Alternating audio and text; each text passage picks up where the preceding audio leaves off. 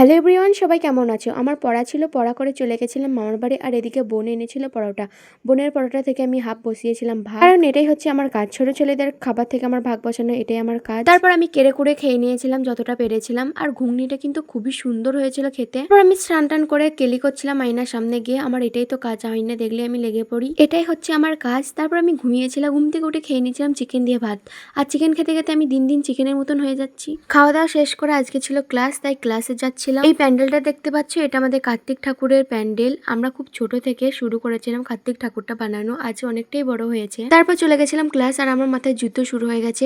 দিয়া প্রতিশোধ নিচ্ছে না ক্রিম্পিং করছে বোঝে মুশকিল, আমার কানে অনেকবার দিয়েছে ছাকা। এদিকে মামি আমাদেরকে পার্টি মেকআপ করা শেখাচ্ছিল।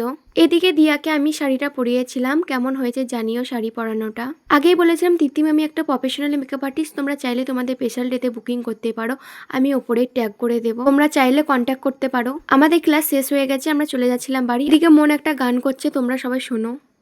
আমি লাইলি প্রেমে পাগল পাঁচটা পোলা চিকন চাকন বিস্কুট করা ষাটের মতন করা। তোমরা শুনতেই পেলে মন কত সুন্দর গান করে।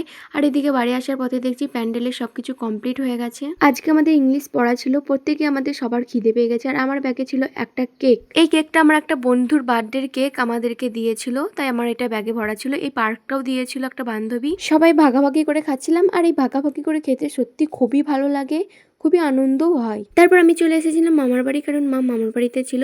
আর এদিকে মামি বানিয়েছিল ডিম টোস্ট, সেটা খেয়ে নিলাম। আর আমি পড়তে যাওয়ার আগে ডিমের চপ এনে রেখেছিলাম, দেরি হয়ে গেছিল বলে তাই খেতে পারিনি, তাই এসে খেয়েছিলাম। আজকে ডিমের চপটা খুবই ভালো হয়েছিল খেতে। আমি খাই, আজকের মতন এখানেই টাটা।